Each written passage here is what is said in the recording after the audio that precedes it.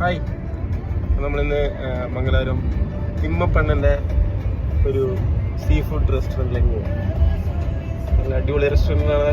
അജുവും വിനീതും പറഞ്ഞത്, നമ്മള് പറഞ്ഞതല്ല, നമ്മള് കേട്ടത്.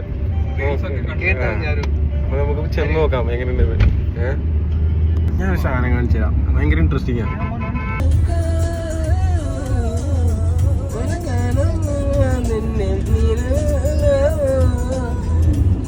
ഉദിത് നാരായണന്റെ പാട്ട് ഇമിറ്റേറ്റ് ചെയ്യാൻ തുടങ്ങിയതാണ്. കാസർഗോഡ് നിന്ന് മംഗലാപുരം, അതായത് കർണാടക ബോർഡർ വരെയുള്ള നമ്മുടെ റോഡാണ്, വൺ സെറ്റപ്പ് റോഡ്.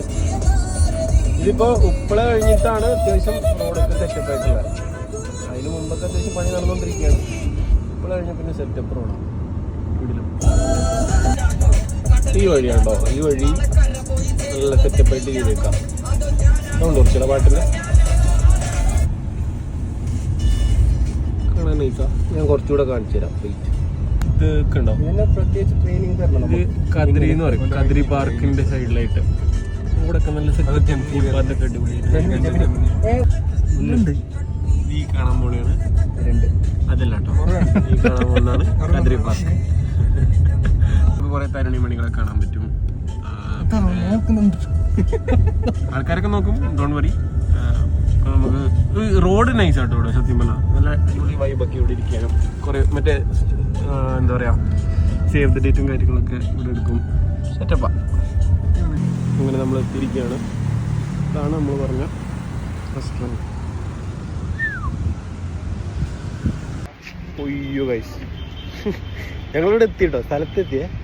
ഞാൻ കാണിച്ചു തരാം. ഉണ്ടോ, ഇത് ഇവരൊക്കെ അകത്ത് കയറാൻ വേണ്ടി നിൽക്കണതാണ്. അന്യായ തിരക്ക്. ഇതെവിടെ വെച്ചാൽ മംഗലാപുരം വന്നിട്ട് മംഗലാപുരം KSRTC ബസ് സ്റ്റാൻഡിൻ്റെ തൊട്ടടുത്ത് തന്നെയുള്ള ഒരു സ്പേസാണ്. അന്യായ തിരക്ക്.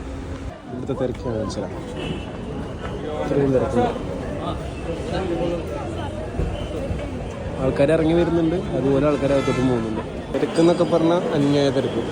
പക്ഷെ ആംബിയൻസ് ഉണ്ട് കേട്ടോ. ഇത് കഴിച്ച് എങ്ങനെയുണ്ടാ? നല്ല ടേസ്റ്റ്